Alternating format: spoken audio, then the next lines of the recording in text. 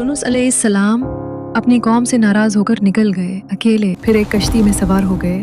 جب کشتی سمندر کے بیچ پہنچی تو اچانک ایک خوفناک طوفان آیا، پانی کشتی میں آنے لگا، کشتی ڈوبنے لگی۔ لوگوں نے کہا یہ کسی کی خطا ہے، قرآن اندازی کرو۔ قرآن اندازی ہوئی اور نام آیا حضرت یونس علیہ السلام کا۔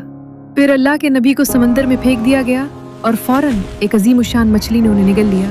اندھیرا چھا گیا، رات کا اندھیرا، سمندر کا اندھیرا اور مچھلی کے پیٹ کا اندھیرا۔ وہاں حضرت یونس علیہ السلام نے عاجزی سے پکارا، لا الہ الا انت سبحانک انی کنت من الظالمین۔ یہ پکار اللہ تک پہنچی، اللہ کی رحمت نے انہیں بچا لیا۔